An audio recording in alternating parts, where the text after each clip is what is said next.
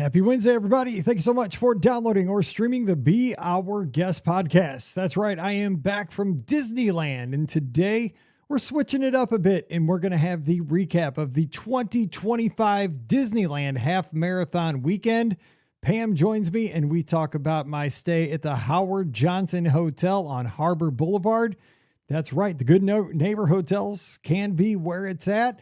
I spent 5 days in the theme parks with Lightning Lane and Park Hopper, and I talk about all the fun I had in the theme parks. Great meals, not just meals, but great snacks, great desserts, and mostly fun times with friends, both that I've known for years and years, and friends that I met in unusual ways. Shout out to Wendy and Dave.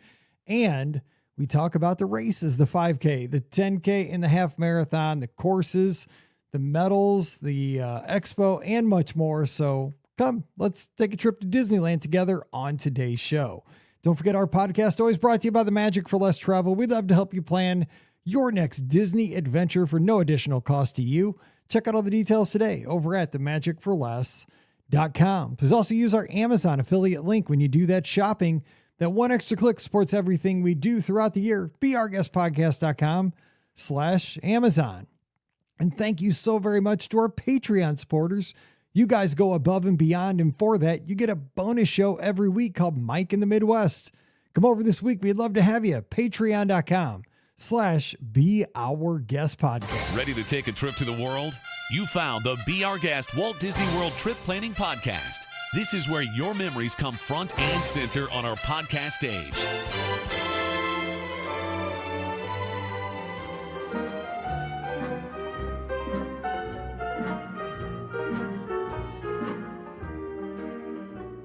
Welcome to episode 2636 of the Be Our Guest Walt Disney World Trip Planning Podcast. I'm your host, Mike Rallman from beourguestpodcast.com and one of the senior agents over at the Magic for Less Travel. Happy Wednesday to you. Hope you're having a great weekend. I hope that I sound better than I did over the last two shows. I know, and I apologize. I know the last two shows, it was rough. I mean, it was rough as 100 grit sandpaper. It was a bad show. But you know what? Sometimes John Progress over at the Carousel of Progress, he has a bad day. He gets stuck. His arm kind of goes. That was me last Wednesday and Friday. I get it. I needed a little WD-40 myself. But you know what? You battle through and you carry on to see another day. And we're back. And I promise to give you an A effort on today's show. We're going to have a good time. And I'm going to recap some fun times out at Disneyland, talk about my accommodation, which Good Neighbor Hotel. I tried that, and I'll tell you what, I enjoyed it. I mean, it was definitely my aesthetic, my groove. I'll tell you about that. I'll tell you about 5 days in the theme parks. I park hopped to my heart. I hopped more than a kangaroo in Australia. I was all over it. I lightning laned so much. I mean, I was like Flash Gordon. It was the food. You may hear my stomach still gurgling from all the junk that I had out at Disneyland. So we're having a good time today. And joining me, because she is the Disneyland expert. She knows exactly what I'm talking about. Pam Forrester, co-owner of the Magic for Less Travel, and the star, the savior of last week's podcast. Pam, what's going on? Happy Wednesday, whatever day it is. Happy Wednesday. I was happy to step in when you were not feeling well and just read. So if that makes me the star, if my special skill is being able to read, I've got something up on a lot of Hannah's third graders. I mean, that's all I've done since 2008. Well, shout out there. I mean, we're doing great. The podcast where we read. Exactly. I mean, it's like reading Rainbow. Yes, it is. And I'm happy because we've had some sun here in our area. First of all, it's not getting dark at 4 o'clock in the afternoon anymore. And all of our snow has actually melted. Did it melt there too? It did. And you know what? When my plane landed here in St. Louis yesterday, because I got, actually would have landed Monday. I got home Monday. 76 degrees in Missouri. I was like, what? Dude, it was 70. I think the highest it ever got in Anaheim when I was out there was 74 on Sunday. So it was warmer in St. Louis than it ever got over the weekend in Anaheim. What is wrong with this world? I know. Where you live in the world, you have the biggest swings in weather, like ever. All the years that we've done this podcast, and just like your swings in weather, you get hotter hots than we do and colder Mhm. colds. And then it just like switches. Like your weather, you have weather like a day or two before we get it, Yes. but we never get it as extreme as you Yeah, typically. speaking of, the county to the north of us has a freezing rain advisory this morning in effect, Lovely. just so you know. So yeah, you can't get you can't get too excited about it being spring, because if you are on the social media, you see those memes, right? We're in that fake first spring. It's not going to last, and it hasn't. But No, I the will say, groundhog. no. Well, I mean, he's your neighbor, right? I mean, Puxatawny, right there, Phil. I mean, it's not to be confused with Phil Scheingold, Right. Puxatawny there. I was busy. I was running that morning. You saw a shadow, which is bad news or something, right? It was going through Yes. the corrals out there. The time is so weird out there because like I was watching a Mizzou basketball game, like hit my phone with our good friend Buckley. He's one of our agents, the Magic for Less Yes. Buck. I hung out with Fuck. his family. He didn't even know they had canoes at Disneyland, by the way. What? I know. Dude, we got to do like an in-service. I mean, come on. Buckley, you don't know there's canoes at Disneyland? Come on now. I'm calling you out right here on the show. We had to row. I was like, well, we're getting in one. I mean, we're fixing this right now. Sarah, his wife, dude, we jumped in a canoe. I was like, dude, you're an instructor. You're a high school English teacher. How do we learn this? It's professional development. Grab an oar. Dude, we're out there. right. Stroke. And I tell him how much Scott loves the canoes. He hates them. Stroke. We're out there, dude. A 5-year-old's behind me just drowning me, and it was cold. I'm like, oh, why'd I do this? This is why I love Disneyland, right? Hands-on learning. But I don't even know where I was going with this. But yeah, so anyway, that's one of my stories. I rode the canoe with Buckley. Yeah, but no, the time difference. So we're in the corrals, and somebody's like, the groundhog saw his shadow. And then, of course, like, I'm not from Pennsylvania, so I'm like, dude, is that great? Is that bad? I don't know. I just want it to be spring. It's bad, right? If he sees it, I don't get that. Yes, I don't know, it has something to do with the placement of the sun or whatnot. I don't know. I mean, like, that's the other side of the state of Pennsylvania, which is practically another state and or country from this side of the state, just because like our traditions and stuff are so different. It really is sort of like we're in two states. But anyways, yeah, I just know that he predicts oftentimes that we will have more winter, which is typically true. I mean, the beginning of February, chances are you're going to have 6 more weeks of winter. Let's be honest. So but then when he predicts that we're going to get an early spring, no one believes him. So, anyways, the whole thing is it's just kind of a hokey thing, but it's fun too. So, Well, I mean, if you can't trust a rodent, who can you trust? I mean, but I mean, here, we've been podcasting for 17 years, basically all about a mouse. So we're big fans of rodents ourselves. If you boil it down to the brass tacks, we're very rodent friendly. we are. one We're a would very rodent say. friendly show. We can't really call it Phil because his cousin's a mouse and named Mickey and all that. It's kind of a strange thing. So anyway, that's weird. Okay. By the way, can because you said your side of the state's very different than the eastern side of the state. Can your mayor spell your NFL franchise's mascot? Because apparently they can't on the eastern side of the state. She had a hard time with Eagles.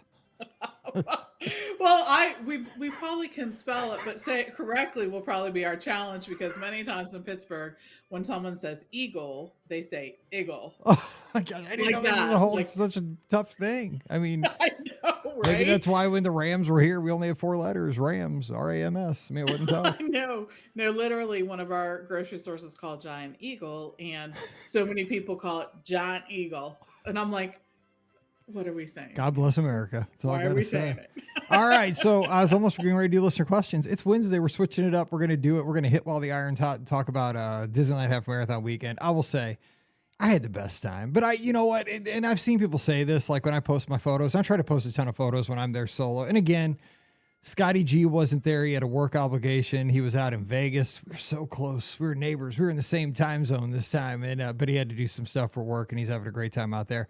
And he's getting ready to go on the Disney Wish this weekend. So shout out. He's taking his in-laws for their Christmas present, some help with some real estate stuff that he had going on. He's showing them Disney Cruise Line for the very first time. So I wish him the best on the Wish this weekend. I can't wait to follow along through social media on his adventures. You can follow him at Scott at Ep Scott on the social media. So follow him, and we'll have lots to talk about here on the show when he gets back. But when you're on these solo trips, right, they're so different. It's a race weekend, so you're kind of amped up because you're going to be running for part of the race. But when you're solo, the way I connect is via social media, sharing pictures in the clubhouse, on our Discord channels, on the social media. I do FaceTime with my family, but I always catch them at the wrong times. Like, oh, we're in the car. Oh, we're at Mallory's cheer game. Oh, we're doing this. We just sat down to dinner. So a lot of times, I'm just kind of floating around on my own. But I want to talk about some of the things I got to do, first time things, special things. And one of the things that I did for the first time was I stayed at the Howard Johnson. Now, let me tell you my reason why I stay where I stay on these trips is when I go solo, I tend to stay at a good neighbor hotel because I like to stay married to my wife. I love her.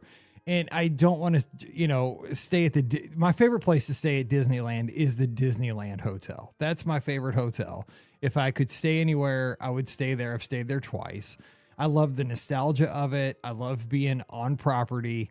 I love the rooms. I just love the whole feel of it. To me, it feels like the Polynesian at the Walt Disney World because you have Trader Sam's right outside. You got the monorail pool.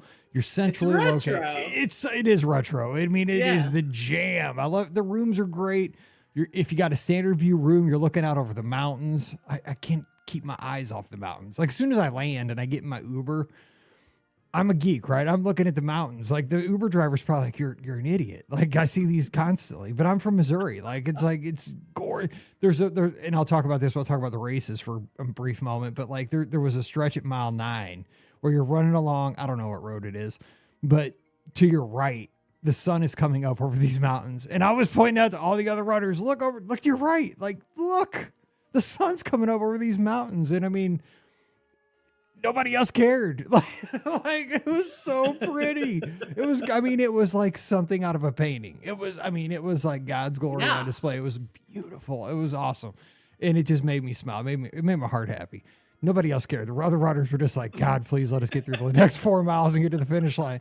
But I was just like, it is beautiful. Because last year we ran like directly into the sunrise over the mountains. This time it was to our right. But it was just gorgeous because it was only for a little piece. Like there was a strip mall that came up on us and blocked it out, like a Coco's. It was a Coco's. Like you remember Coco's, like restaurants when you were a kid. We had them here when I was little. It's like a Perkins.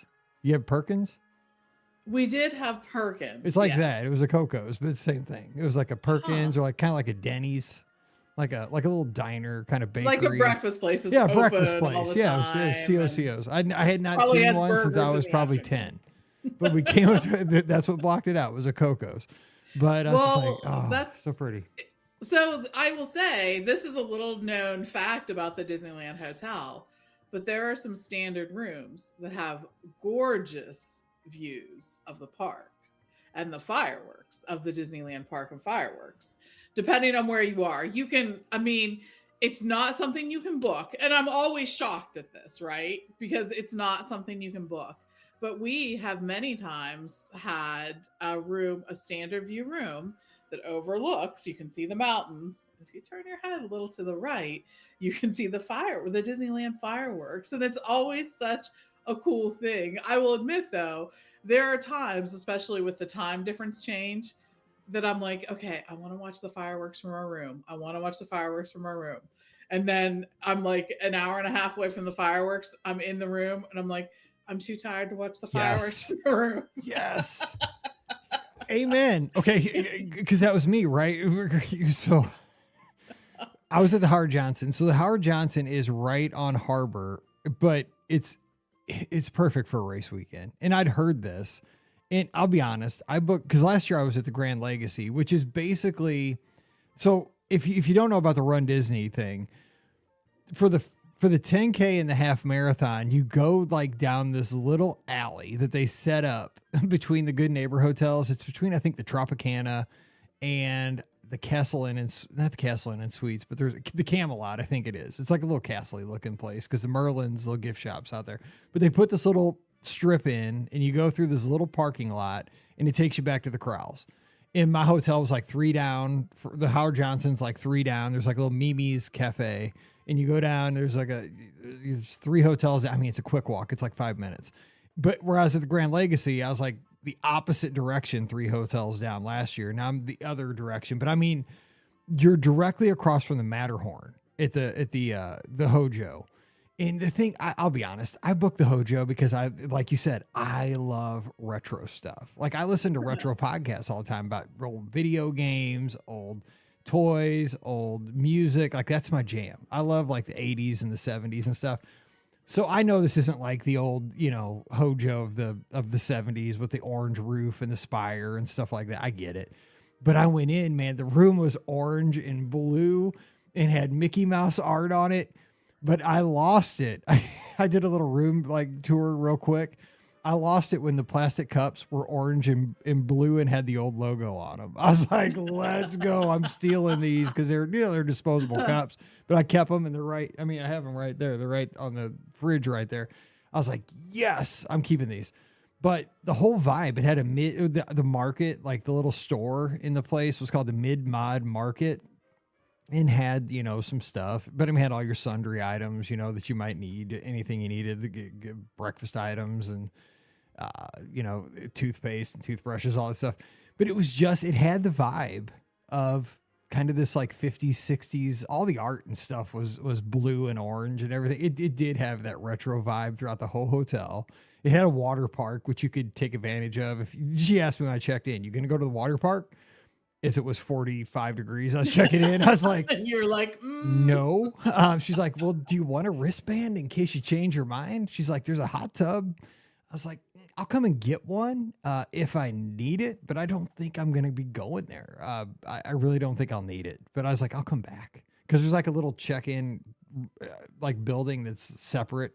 Kind of reminded me of the old Caribbean beach, but not as far, like remote. My room was 10 steps away. Because I got building 1, which is the main building, but the first floor, it was clutch.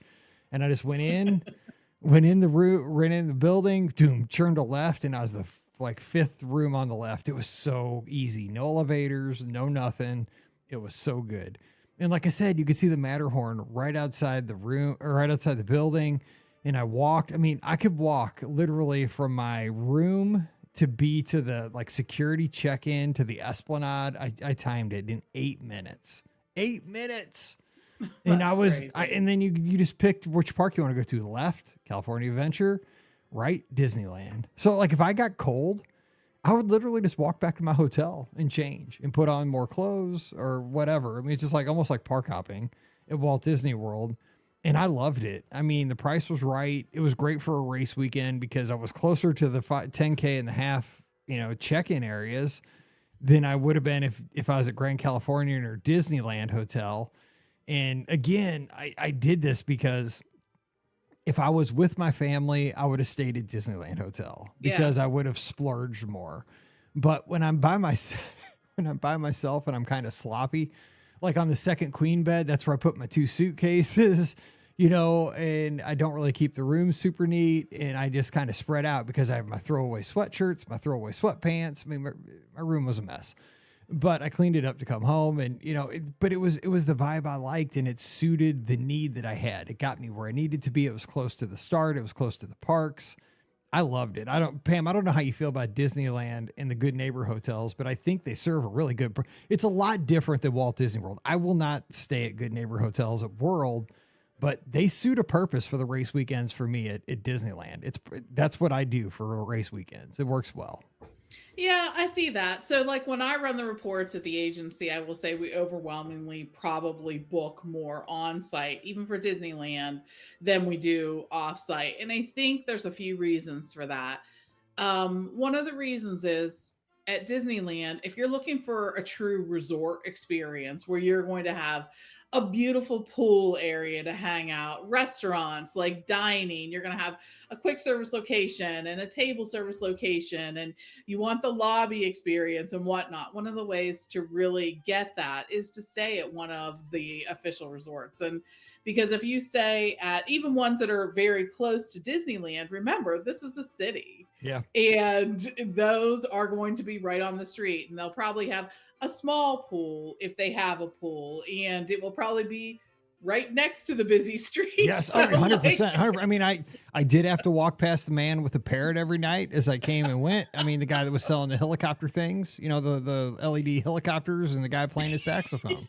I mean, was that Yes. was that additional entertainment? Depends what you define additional entertainment. Exactly.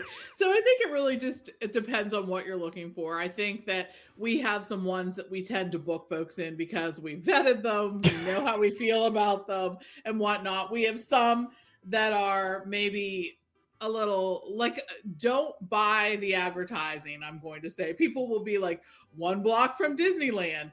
And is it? I guess technically it is, but it's 1 block from the back of the Yeah. Disneyland park, which means you're going to walk all the way around for a couple of blocks before you get to it.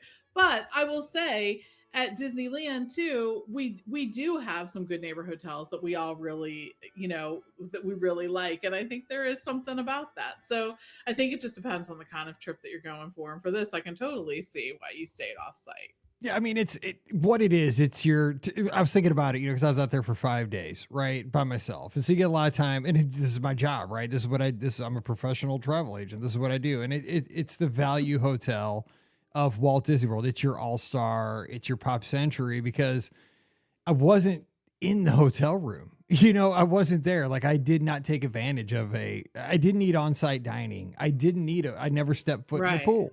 Now if I was there for the resort experience, that's where the Disneyland hotel is your go-to, because like we said, I mean, that monorail pool is clutch. Tangaroa Terrace at the Disneyland hotel, clutch. And Trader Sam's right there, Goofy's Kitchen. I mean, there's so much with the Disneyland Hotel, Grand California, and Pixar Place. Great Maple. That's your resort experience. But for what I was doing by myself, Good Neighbor Hotel fits the bill. And I think that's where there's, it has the portfolio of what do you need when you're at Disney. Yep. And I think a lot of people don't understand that, but I mean, like, it's like having if you're playing cards and you look at your whole hand, there was something there for everybody, right? This time that suited my needs perfectly for what I was looking for. But if I was going back in the summer for a vacation, it's not exactly what I'm probably looking for. I'm probably going to Disneyland Hotel because I want to swim. I want to have on-site, just like you said, on-site dining, a little bit richer experience. But for just a place to crash, perfect. It was great. And it was super clean. And the people there that worked there were extremely friendly. Great. It was awesome. Yes. And that's it. I think that's why you can actually buy a Disneyland package that includes a stay at a Good Neighbor Hotel, which is not something that we typically do for Walt Disney World, although we can with certain resorts. But that's why this is available, because for this very reason. And a Disneyland package actually has some benefits too. That's something that people should think about. Buying your tickets as part of that package and whatnot is a good thing. We've explained this for World too, but that $200 deposit means that includes your tickets. You can go ahead and make park reservations, because guess what? At Disneyland, they're still needed. Yep. And if you end up canceling later, you aren't stuck with $1,800 worth of tickets that you have to hold on to, basically. And that's what happens when you buy tickets separately. So it's something just to think about. And we do this all the time. We're happy to guide people through this, but I think that's the great thing about planning with someone who loves to travel to the destinations that we sell. And that is something I think that all of our agents are sort of like, yeah, this is sort of the good news, bad news. Yeah. I mean, if I had a kid, like a young kid, I mean, that the kids were having, I mean, there were kids in that, because it was like a water play, because the name of the hotel is the Howard Johnson Hotel and Water Playground. Like, there were kids. Yes. I mean, it wasn't super warm, but like, the pool's heated and the kids were having fun, so I mean, you could stay there, make a vacation out of it. I'm just at that point in my life where I'd rather like just kind of hang in a chair by the pool, when it's that cold, because it was not warm this whole weekend. I mean, it was borderline, like you could call it warm, but I'm getting old and my blood's getting thin, I was not getting in a pool. I'll just say that I was bundled. Anyway, so let's kind of talk about the other stuff. I was there from my plane landed. I got there like Wednesday afternoon. I came home on Monday. dark 30. Got in the Uber at 2:30 in the morning to go to LAX. So I was there for 5 days. So like you said, I built the way I planned my trip was I booked a package at the Howard Johnson. I added 5-day park hopper tickets with Lightning Lane. I mean, if you're going to go, that's kind of the way to build your package at Disneyland. I mean, this is what I tell my guests. Just build in the park hopper, for how many days you're going to want to be in the parks, throw in the park hopper and just throw in the Lightning Lane. I mean, it's not that much more in the grand scheme of things. You're going to pay for it ahead of time. And when you get there, you are just a king or a queen. You're set, your tickets automatically activate. You walk into the park and the world's your oyster. I mean, like at 11 o'clock, you can hop to the other park if you feel like it. And the good news is you just open up that Disneyland app and you just look at and basically say, what do I want to do? And you can do just about anything you want. You want to ride the Autopia? Hey, look, and that thing's always available. Like, I mean, you probably don't want to ride it that much, but I mean, it's a rough ride, but I mean, it's going to be available immediately. Buzz Lightyear is going to be available immediately. You want to ride Indiana Jones? Now, the thing is with Lightning Lane, you're going to get that. Now, you might not get it right away, but early in the day, you can probably ride it almost immediately. But if you want to ride it later in the day, you're guaranteed with Lightning Lane. You might have to wait a few hours, but you're going to get it. Mansion, Pirates with Lightning Lane, you're going to get on that. But Lightning Lane, it's just like, I don't know, Pam, you've done this out at Disneyland. It's like the secret decoder ring because here's the thing. The density of attractions times how easy it is to park hop. Because literally you can be, say, I mean, let's look at the furthest back. Say you're at like Mickey and Minnie's Runaway Railway in the very back of Disneyland.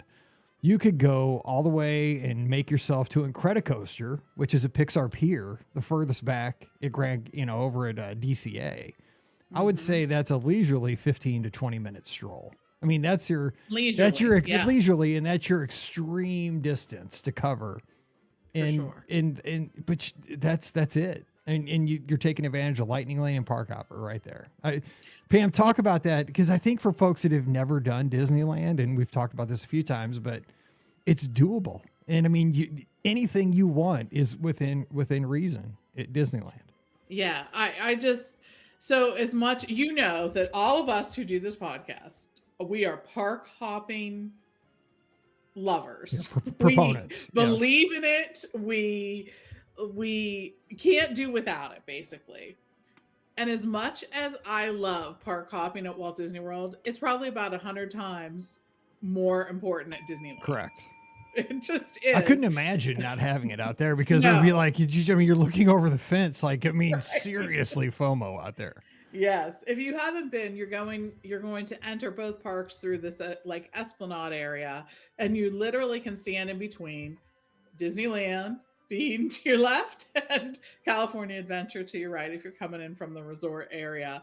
They are not far at all. You can they're so close. So I don't know, a football field or two apart. It's just not that far away from each other, the entrances of them. So when you think about park hopping, you're going to want to do this here. First of all, because of the distance and just being able to bounce back and forth. And I will tell you, there are many times when I'm in one park and I'm like, dang, it's kind of crowded here right now. And I hop over to the other park and I'm like, oh, because everyone's in that park. They're not in this park. And it's just that kind of thing. But not only that, with the difference in park hours at times, you'll be able to then take advantage of whatever park's staying open later in the evening or is open earlier in the morning. The other issue is, and we've talked about this before, because especially in the summer, or especially not in the summer, that the fireworks or evening shows are not every night, it becomes very important to be able to park hop, because you may be spending the day in California Adventure, but the fireworks may only be on Friday, Saturday, and Sunday nights, and you want to be able to take advantage of that. So that's huge, I think, for that. Let me just say this. Disneyland on Sunday night, my last night there, stayed open to midnight. Can you believe that? Like, World doesn't stay open that late. Like, because I was like, I told Pam, Like, I don't have to get up. Well, I said I have to be in the Uber at 2:30 in the morning. So like, I'm not running Monday. Like, I'm going to stay till it closes Sunday night. Cause I have to, like, who cares at that point? Cause I've got to get up 2:30 anyway. I'm not going to get much sleep. I'm going to stay till it closes, thinking it's going to close at 9:30 or 10. So I'm walking. I didn't even check the app. I'm so lazy. Like, I didn't even want to check the app. So I'm getting on Jungle Cruise because junglier at night, right, on Sunday night. And I'm just like, I asked the Jungle Cruise skipper standing at like the entrance to the queue. She's standing there. I'm like, what time's park close tonight? Expecting 10. I thought it'd be 10. She's like, she looks at her little paper. She didn't know. She's like looking at her paper. She's like, midnight. I said, midnight? I said it like that. I was like, whoa. She said, I know. I said, that's late. She said, it is. We both agreed. I couldn't believe it. Like on a Sunday, it wasn't even a Friday or Saturday night. It was a Sunday night, like midnight. I was like, because I haven't heard like even Magic Kingdom stayed open to midnight, like in forever, like since like pre-COVID. Like, does Magic Kingdom stay open to midnight anymore? No. Like, I couldn't believe it. Like it's craziness. And that has to do with a few different things. A lot of folks that go to Disneyland are locals. Yeah. And so they, they accommodate that. But then that's the other thing that makes Lightning Lane so much more effective. Yes. At Disneyland is because they have a much greater local population that tends to not buy this as much. Lightning Lane, for those of us who are tourists and visiting from afar and spending, 3 to 5 days in the parks, it works for us. It really does because it's a more effective system. Well, here's the thing is, right, with Lightning Lane, you can only use it once at each attraction, right? At that point, I'd exhausted my Lightning Lane. And here's the thing, too. I had exhausted me. Like, I didn't want to do any more things. Like, I was just like, dude, I just wanted to ride a bench. Like, I was just like, I was done. Like, I told Pam, I was like, I'm going to stay. I was like, and then, it was like 8:30. I told Pam, I called her finally. Cause it was 10:30 at home. I was like, I'm tapping out. Like, I'm such a wimp. Like, I can't stay till I said, I thought it was going to close at 10 and I was going to be able to ride it out until it closed. Like, people were lining up because there's fireworks even on a Sunday night. Like, people were getting all jazzed for the fireworks. I'll be honest. Like, I did stay till like 9 and I did watch the fireworks, but I watched the fireworks walking down Harbor because the fireworks are perfect. Like, walking down Harbor, walking back to the Hojo, dude, I got the whole show. Like, it was beautiful. Like, I mean, I watched them over the Matterhorn, but I watched them going down Harbor Boulevard back to the Hojo. It was wonderful because I didn't have to fight any crowds and I was going to be in my bed, get at least 3 hours of sleep or 4 hours of sleep before I had to catch the old Uber. But I mean, we're getting to the end of the trip here before we even got to the beginning, but it's wild out there. It's such a different vibe at Disneyland. I mean, we've said this 100 times, but it is so, it could not be different, like more different from World to Land. And I don't know why. It's so weird. But okay, so anyway, I got there Wednesday, didn't have to run. It was just like, this was one of those things mentally I had bought bonus time. Like, I knew the expo, because again, this race weekend, the expo is going to be Thursday. I wanted to be there for the virtual queue. And again, if you've run the races and you've gone through the Run Disney experience, you know that the virtual queue to get the Run Disney merchandise is the biggest pain in the rear end ever. It is such a pain. I hate it. I'll be honest, because like if you want to get a jacket or whatever, you got to get in the virtual queue. But shout out to Dr. Alan Young, who always helps me out with my merchandise, and him and his wife Grace did again, and I appreciate them so very much. They were there because they're in Club Run Disney and they're kind of Run Disney royalty. They're always in there first, and they asked me, what I'd like, so I got in there. And but I like to be in there myself to kind of just look around and see what there is, because my relatives always get me the Disney gift cards for Christmas, and that's kind of what I use for my purchases. My mother-in-law, my brother-in-law, sister-in-laws, and everybody, they're always like, I know you're going to go to the races, and this is what we got you for Christmas. So I'm always appreciative. Because they know I get my hats and my stuff. And so that's where I do my shopping. And so I went in there, so I wanted to get there in time to get in the virtual queue, could not be on an airplane because you got to be within 90 miles to check in and all that good fun stuff. And plus I just wanted to get there and be able to enjoy an afternoon at Disneyland without having to like okay, you know, like look at the app and say, okay, your virtual queue group is going to be coming in 20 minutes. So start hustling your way to the Disneyland hotel. So Wednesday, I just enjoyed it. I went to Disneyland and rode rides and ate snacks and had a blast. So, you know, checked into the Hojo and I was just like, I love this place. That's blue and orange. And it's like, I was like with my grandma and grandpa in the 70s, we're going and, you know, having ice cream. And so Wednesday was a bonus day. So that was kind of fun. Thursday though was the expo. And I will say everything smooth. Like I got boarding group 30 or whatever group 30 to get into the expo and they had plenty of stuff and it went pretty quick. And I went in, I got a jacket. I got a couple of, you could buy 2 of these. They had a maximum of 2 metal racks, runDisney metal racks, and they were only $29 each. I was like, holy cow, if I bought one on Amazon, they'd be at least that expensive. And my wife's been saying, you got to do something with those metals. They're a wreck. So I bought those. And what else? I got another kind of windbreaker. And the merchandise was fine, and I didn't like the hats, so I didn't buy a hat this time. And my wife would have killed me probably because I have 7,000 hats here at the house, so she was glad I didn't buy a hat. And got my shirts and my bibs and you know, everything like that. Made sure I got my wristband to do the coast to coast, so I could get my medal at the end of the whole deal. And got in and got out and got back to the parks. And the expo was great and. Was then, you know, ready to run the races. So I just want to kind of briefly talk about the races because I know it's not everybody's jam, but I will say I'd never done the 5K at Disneyland before. And everybody told me last year I did the 10K and I did the half marathon, but separately, I didn't do them as part of the Dumbo Double Dare. I didn't get to sign up for that. I signed up for each individually. I didn't get the extra medal or the shirt or anything, but I did the 2 races. This time I signed up for the Dumbo Double Dare. So I got the whole shirt thing and the extra medal. And I also signed up for the 5K because everybody said, that's what you're missing the best race. And I said, it's a 5K. You know, how am I missing the best race if it's the shortest? Everybody was right. The 5K was cool. So here's the deal. And I couldn't wrap my head. I kept telling my wife this the whole time, like on Wednesday and Thursday, I kept telling her, everybody tells me that the corral, like the 5K starts on Main Street in Disneyland. And I'm like, there's no way they can start a race on Main Street. Main Street's only so big, especially at Disneyland. Like, right. I mean, it's not a big park. Like, and I mean, RunDisney races are huge. Like they're crazy. Like they're nuts.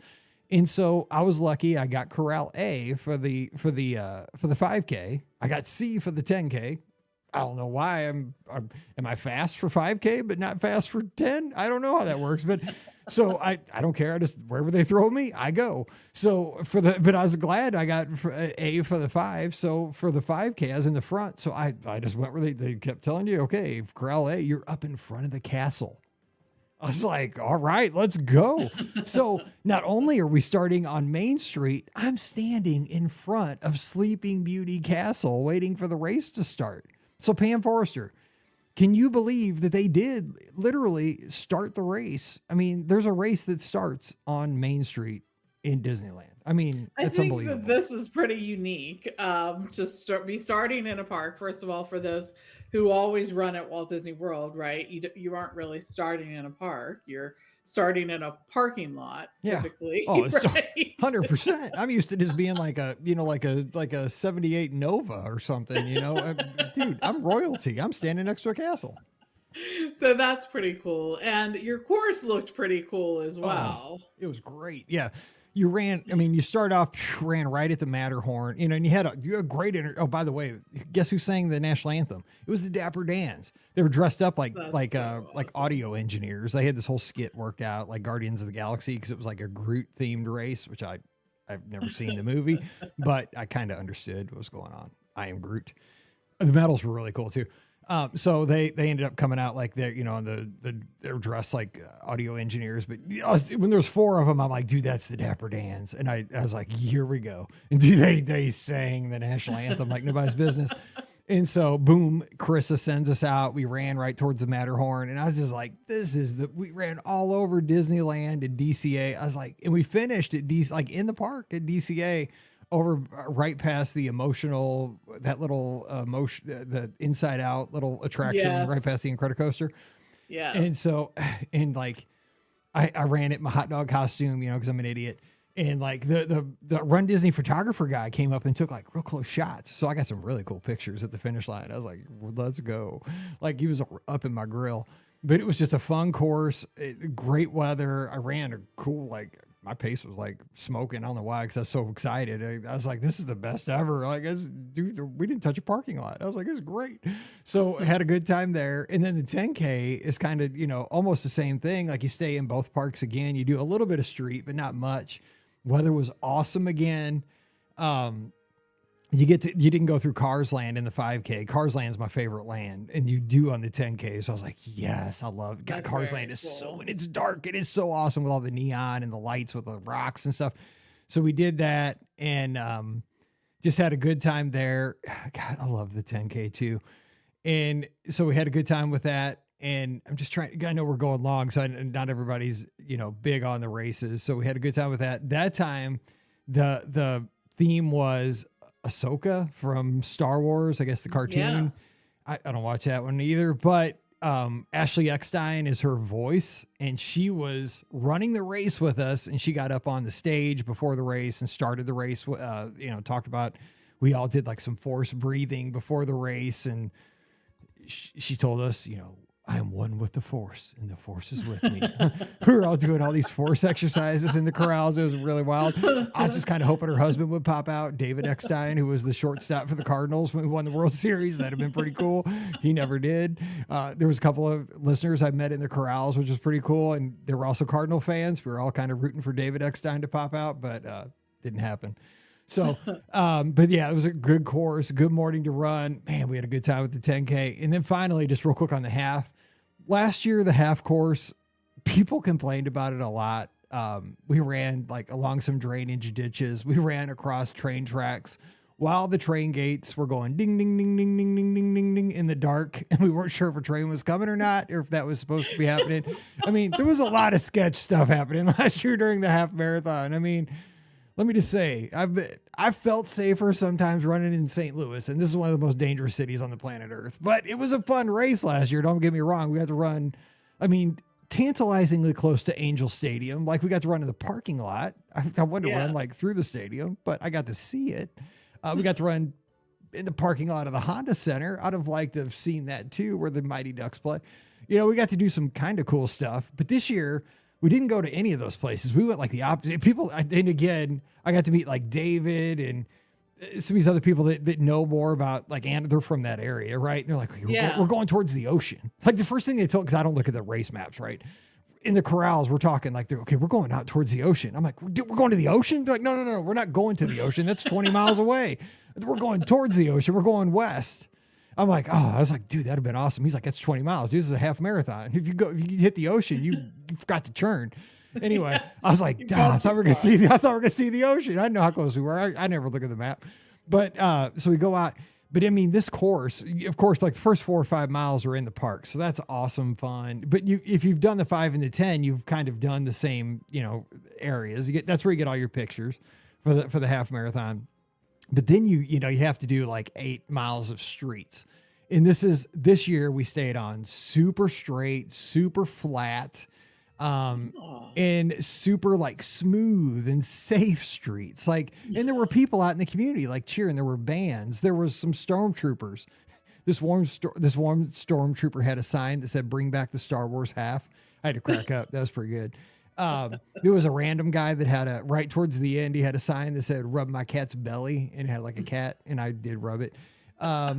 But there was an out and back, like at mile 11, where you got to see people coming out as you were coming in, and you got to see like friends that were going out and high five and people. I love out and backs where you get to see, you know, other people on the course. But you know, it was good to see like people cheering you on, and it was a better course because it was flat, it was smooth, it felt safer. It was wide. There was lots of police out there. There were lots of paramedics. There was lots of just safety features out there. I mean, it felt like they really listened and they made a fast course, because the whole thing, like in the group I was in from like mile 9 on into the finish, like the people I was running around, you could just see people starting to check, because the weather, by the way, the weather was perfect to run. I mean, it was perfect. That's awesome. No wind, cool. And like you could start to see like in the last maybe 40 minutes of the race, people were starting to look at their watches, and you could see people peel and close, and people were hitting, you could see people looking at their watches saying, you know, they were probably going to be able to hit PRs this day. Cause Carissa even said it before the race. Like when we went out, like right before the race started, she said, I don't ever say this. Cause she's usually like hydrate, take care of yourself. Don't try to kill yourself. Before she sent us out, she goes, if you ever wanted to try for a PR, go for it today. Conditions, perfect. Push it. She never does that. She goes, but if you want to push it today, today's your day. And I was thinking that the night before, because I've been watching the forecast, you know, and I had been sick, right? So I hadn't killed my legs. I hadn't run the week before because I couldn't even walk. So I knew my legs were kind of fresh, and I knew I wanted to try to see what I could do. I didn't know what I'd do, but I was going to try to push it till. When I used to speed skate, I had this philosophy. There was two things. You could save it, and kind of kick at the end, or you could push hard at the beginning and hold on like dear life and see how long you could hold on, and then just hit the wall and fade. So I did the second thing. I pushed it at the beginning. My first mile, when I got the call that I was at 8:53 for the first mile, I was like, oh my, I got to stop. Like I never run in the eights. Like I was like, stop. I was like, this is a half marathon. You can't run an 8:53 mile ever, and you got 12 miles to go.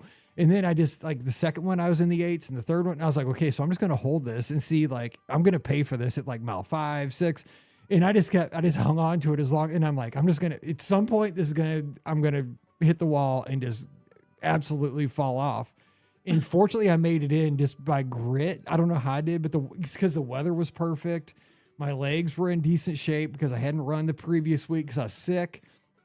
And everything came together that day on Sunday. And I saw people on that out and back on the mile 11, mile 12, Molly Kilo gave me a high five. Kim Markey gave me a high five. It's just one of those days where everything came together. And I saw a lot of runners in that same situation just because it was flat. It was straight. It was fast. It was a good day to run. And I heard that from so many people. And it was just kind of, it's one of those days where you just really, you're kind of like, once I hit mile 12, I did hit the wall. I was totally drained, but that's where I started counting my blessings. Like you're running under this row of palm trees as you were coming in. There was like a median with palm trees in front of the convention center. Mm-hmm. And I was thinking, God, I'm running on a Sunday morning under palm trees at sunrise. And I just passed those mountains I was talking about at sunrise. And people are cheering, like random strangers are calling your name. Like, you got this, Mike. You got a mile to go. You only got a mile to go. And I'm thinking, I've run 70 miles of this dopey to Dumbo kind of whole deal that I've been doing since January. And I'm running in California, and like, how lucky am I to get to do this? I mean, again, I was so lucky to get to do Dumbo, and got this 3 weeks later, and I'm in California running with friends. And I got to tell a couple more stories, but like, again, like that last mile, I was so exhausted, but I was not going to give in because I'm just like, I am so blessed to be where I am right now. I am finishing this sucker because I knew I had a chance to get under 2 hours. And I said, this is probably my last. I mean, I'm 51 years old. This isn't going to come around. Like the clock is ticking, and I'm not giving into this, and I'm going to get in. But it was I was just loving it. Like it was one of those things, like I was smiling through the pain, but it was fun. It was fun, pain, joy. It's one of those things, like I was an emotional mess, like that whole last mile, but I think that's what running gives you. For those people that do run, I think that's kind of the drug that running does give you. And also Disney, right? I mean, I was in my place. Like I was at Disneyland. I knew I was going to have a medal. I was going to get to ride the Matterhorn maybe, or Dumbo or whatever. And I was going to go to Red Rose and have breakfast. I was in my place. Like I was with my friends. I couldn't be happier. Like all my happiness, my family was there. But other than that, man, life was so good. I was literally kind of like Katrina in the waves. Like I was running on sunshine that last mile. So I've talked a lot. I don't know what your thoughts are on all this, but the race courses were good. They were really good this year. I'm glad. And I'm glad that you had good weather and so many people had good runs. I mean, I think that always is much more fun than having to deal with the weather issues that have come up the past few years for sure. But before you go or tell something else. Tell people about the Disneyland snacks, because you were talking with me a little bit about Disneyland snacks before we started recording, and we all know there are some good ones. So tell the people the kind of snacks that are available at So, Disneyland. so my favorite snack that I discovered this time was the cheesy garlic brat from Edelweiss Snacks across from the Matterhorn, which you mobile order and you get it with a nice Coke Zero. That's my choice, of course. And of course, there's nowhere to sit, but you just walk across the way there in Fantasyland and get a seat over at Red Rose. That's my place. And just kind of watch everything happen in Fantasyland there. And oh my gosh. So it's this big brat and this just kind of cheesy, pretzel, like a big pretzel roll. I mean, it's like a hot dog bun, but it's bigger. It's a pretzel though. And it's got just kind of melted cheese and garlic. Oh my goodness. Look at my Instagram. It's on there twice because I had it twice. I probably shouldn't have had it twice. Probably took a year off my life, but it's good trade, devil. But it was so good. I had it at the beginning of the trip, and then I was like, I couldn't stop thinking about it the rest of the trip. I had it again the last night. So Edelweiss Snacks, that was a good one. I will tell you, they have I had this thing twice. It was for dinner. Again, Red Rose Tavern. They have this like flat, what do they call it? It was like a cheeseburger wrap, but it was wrapped in a quesadilla, like a tortilla, and it had like queso, a cheeseburger in it with some kind of sauce, and you could get French fries with that. What's that? That fancy stuff they put on top of it, like over at Primo Piatto. What's that? Those fries that it's got that stuff on top. Like a truffle fry. Yes, sauce? truffle Like fries. Okay, Oh, so clutch. I had that twice for dinner, so that was a good snack. I had a catfish po' boy at Tiana's Palace. And right when I sat down for that, and that was served with rice, cornbread, and black-eyed peas. So that was kind of different for theme park food. Also, they had great honey drizzled beignets. I had that a separate time. But as soon as I sat down to have that for dinner under kind of the big tent there, the jazz band popped out and started playing on a stage. I was like, holy cow, dinner and a show. It was actually late lunch. My time was so messed up. I was eating dinner and lunch at weird times. And because I didn't call my wife, she's like, I'm having dinner. I'm like, I haven't even had lunch. It's so weird. Let's see what else. I had for breakfast one day, I had this like breakfast Monte Cristo. So it was a Monte Cristo that was in a waffle. So the bun was a waffle, but it was a Monte Cristo on the inside. That was it. I don't know, like Royal Veranda, I think, over in New Orleans Square. I just mobile ordered that sucker. That was good. Of course, I had a corn dog. Man. And they had the Lunar New Year festivities going on over at DCA. They had a lot of booths going on over there. So I didn't get much of that, but a lot of people were eating over there. So it's kind of like a mini food and wine festival. That kept a lot of people over there. That was really busy. There's a lot of stuff happening over there. I don't know, what are kind of your go-tos when you go to Disneyland? You got any standbys?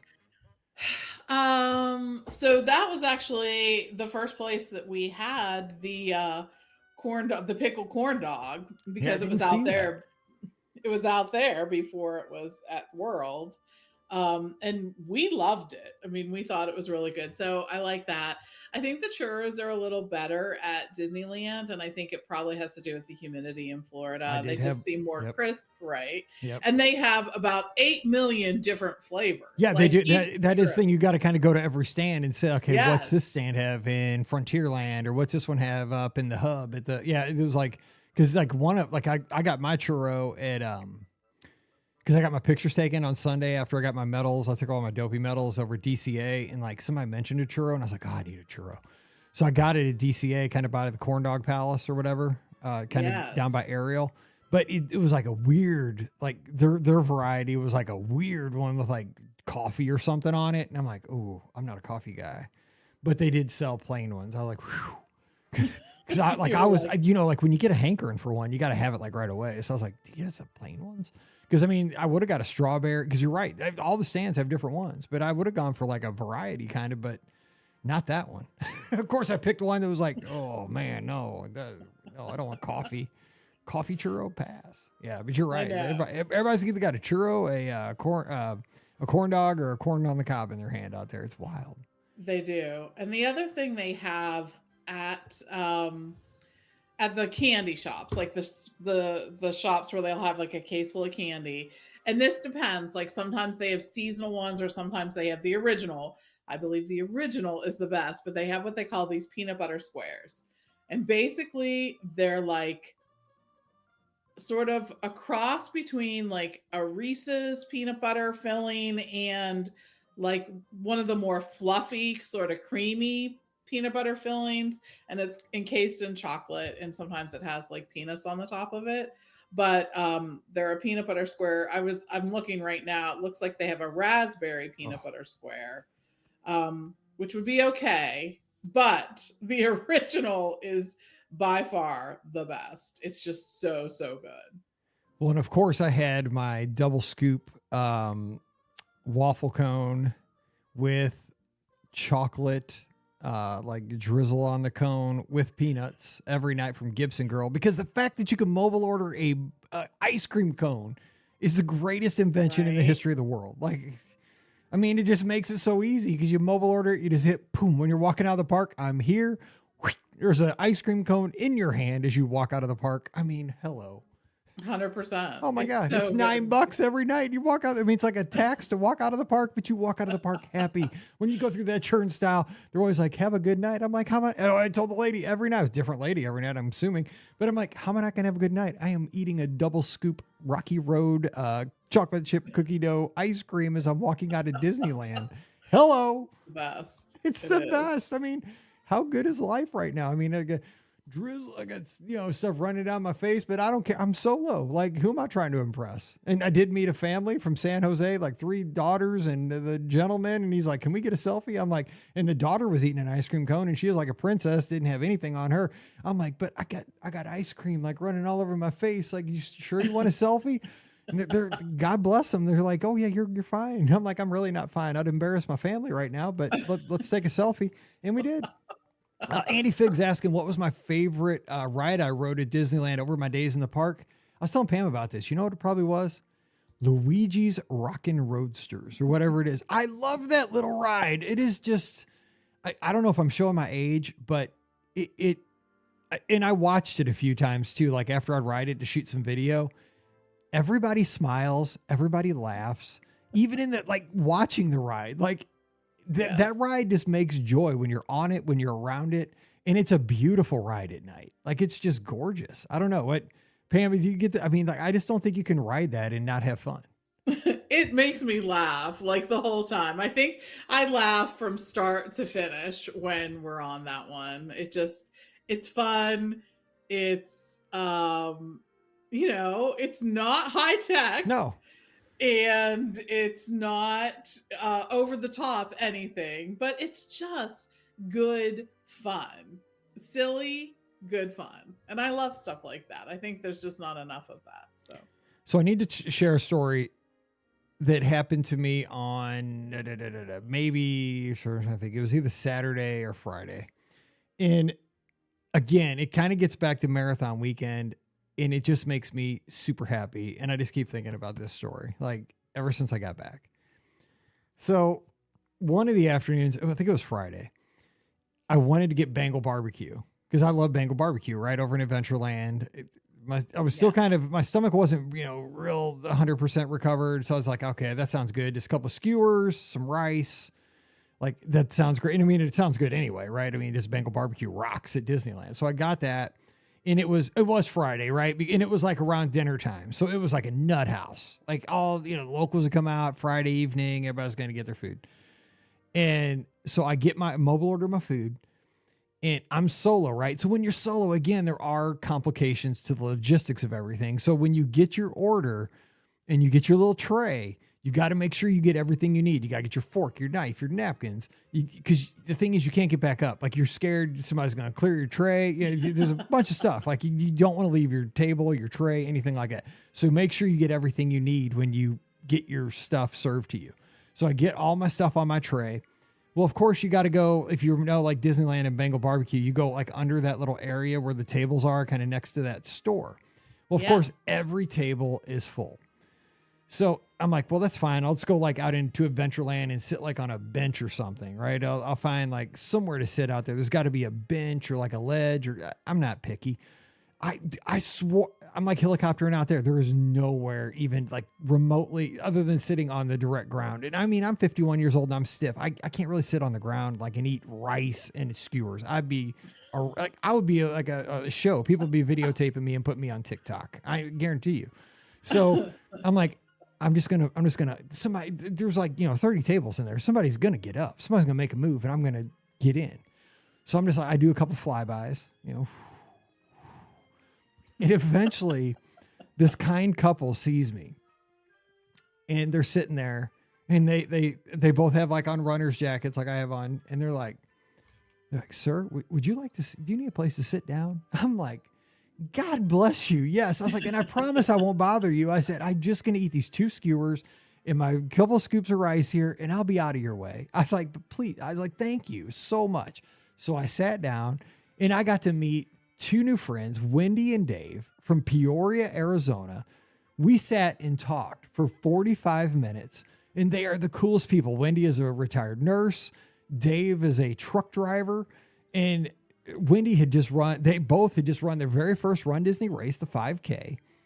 And she does some stuff on social media, and we talked and we had the best time. And it was, you know what, for somebody that was traveling solo, it was the greatest blessing to get to meet 2 new friends, share a meal in an unexpected time, get to learn about them, get to hear their perspective on Run Disney. Because how many races have I run? I've run 70, 80 different races at this point, probably conservatively in my life. And, it's not a big deal for me to get out there in the races. It's kind of, just rote at this point to kind of go through the motions. But I mean, I enjoy every one of them. I love them, but I don't think about the logistics, but to hear like what their perspective was on their accomplishments. And she was just coming off knee surgery a couple of months ago. It was a huge accomplishment. It was amazing.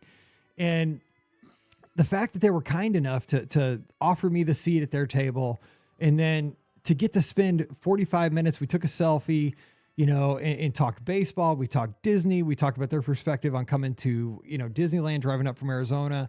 And it's kind of like, the Japanese family joined me at Epcot for the fish and chips. We didn't get to talk at all because we didn't speak the same language. But to me, that was like Disneyland in a nutshell, right? I mean, it was communal. It was, we were eating all together. They had the same kind of meal and we got to learn about each other. We talked and we spent a good 45 minutes. There was no rush to eat, and it was like, it was almost like a family there. And I didn't expect that, and I got to have, it was probably my favorite meal of the whole trip was Wendy and Dave and got to meet new friends. And it made me super happy and it's sticking with me even today. It was really cool to be able to share a meal at Bengal Barbecue with those folks. It's just, Pam, you don't go to Disneyland for a Run Disney weekend for something like that, but that's the highlight. That's up there with almost running the PR on Sunday for me. It was really cool. You get to, I think we tell people all the time, you've got to be open to the magic. Like you'll have all these ideas about what's going to make or break your trip, right? Before you go. But I think if you're just open to the idea that something unexpected may happen, that something didn't go as planned and will create an even more memorable thing, then I think you're rarely disappointed, for sure. So I'm so glad. That's such a great memory. I'm so glad that you shared that. And you are open to it very often. So that's a good thing. It is. I mean, because, because it was so funny because I listened to like the Trucker channel on Sirius XM because I'm like a nerd like that. It's called Road Dog. And I'm like, you're a trucker? I'm like, I love trucker. I've always wondered what it'd be like to be in a big truck. Like I've always wondered, like, he drives Colorado to Utah to Arizona. I'm like, no way. And so we talked about that because I just like to learn about things, right? I've never done that, but I've always been curious. And that's what I always taught my students, like, like when you talked about it, when we were out at Disneyland for a conference and you gave a talk at one of the, the big milestones of our travel agency, be curious, not judgmental, like Ted Lasso. Right. And that's kind of, one of those things, just always look at the world with curious eyes and a curious heart kind of thing. And, but it was because of it wasn't anything I did. I was just, dude, I just needed a chair. Like I needed a chair and a place to eat my rice and my skewer. I was not trying to be Ted Lasso. I was hungry. I just wanted to eat, but it was their kindness. And then it was just like, dude, I'm sitting next to a trucker. Like, this is the coolest thing. And then, she was a nurse and like, she is running a 5K after a couple of months later, she had knee surgery. I'm like, I'm talking to Superwoman. Like, I just had, a little stomach problem. Like, what's going on? So it's one of those things. Like, I mean, everybody's, and that's the thing too. I think we got to wrap this. We'll do listener questions here for Friday, but when you go into a corral for a Run Disney race, I think you got to think about this because I think we're all like super hyper focused on us, like on yourself. You're super nervous, and that's how we got to be. You're like, you're worried, like, how am I going to get to the end of this 3.1 miles or 6.2 miles or 13 or 26 or whatever the distance is, and that's just how we're built, right? Because I'm the exact same way. I'm like, oh my gosh. Did I hit the porta potty at the right time? Do I have enough fuel? Am I going to get a blister because my sock's not twisted the right way? There's so many variables. Is it going to rain? Whatever. But the thing is, remember, like, just look behind you and look in front of you. There's thousands of people and everybody's got a story. There's cancer survivors in there. There's people that have had knee surgery this year. There's people that have had to, battle through so many things that are, I guarantee you, worse than anything you've had to go through. And they're going to fight the fight that's going to be rougher than what you're going to do out there on that road. So even though you're nervous about the journey you're about to take when they shoot the gun to start the race, probably you're going to be okay. There's other people fighting things harder than you. Just enjoy the journey. That's what I try to tell myself, because I get nervous. I try not to show it when I'm in the corrals, but I am super nervous too. But I just try to put it in perspective. I look around and there's people as far back as I can see. There's people in front of me, as far as I can see. But you know what?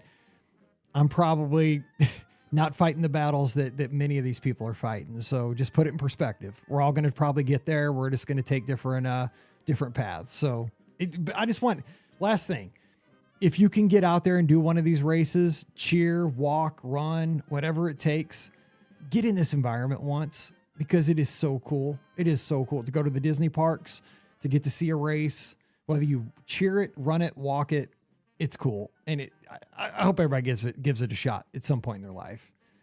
But do it before long, because you might want to do it a bunch of times. So don't wait. Try to get it done soon if you can, because they're fun. All right, Pam, that's kind of my review. We'll talk about it more. If anybody has questions, we'll have a live show this Sunday night. And Scott's out of town, but I'll be here. So you have questions, you can call in. So wrap on that. So any final thoughts, Pam, for Disneyland? I just think that it's, we're going to be celebrating a Disneyland milestone this year. And if you haven't been out to Disneyland, you need to go. Yes. You need to give it a try. You need to see what it's about. It's a different experience. It is somehow something for those who are very much into visiting Walt Disney World. It feels very familiar and yet very different in an exciting way. 100%. And I think you just need to try it. No one can really describe it, I think, well enough to, then seeing it yourself will do. So give it a shot if you haven't been there. It's a great time to visit because we are celebrating a big anniversary for that. And I'm looking forward to the celebration for sure. 70 years. And some runners dressed as Paint the Night too. I mean, how about that? I just dressed as a hot dog. I mean, a hot dog's a lot easier than Paint the Night parade. Holy cow. Shout out to them. That was cool. I know. Crazy. All right. I mean, I'm not creative. I just throw on a piece of foam. All right, everybody, thank you so much for joining us. Don't forget our show and all of our shows are always brought to you by the Magic for Less Travel. We'll help you get out to Disneyland and eat that awesome Edelweiss snack. I mean, what it does to your body, we are not responsible, but we will help you get out there. And if you hit that mobile order, that is 100% on you. So check out all the details today over at themagicforless.com. You want to go to Walt Disney World, sail with the Disney Cruise line, or even get out to the world and see the world with Adventures by Disney. We can help you there too. And the best part, no additional cost to you. Check out all the details today over at themagicforless.com. Please also use our Amazon affiliate link when you shop online. That one extra click supports everything we do throughout the year. It's beourguestpodcast.com/Amazon. And thank you so very much to our Patreon supporters. You guys keep us on the air. We appreciate you so much. You're going to get a bonus show this week. It's called Mike in the Midwest. Lots of fun coming your way on Sunday.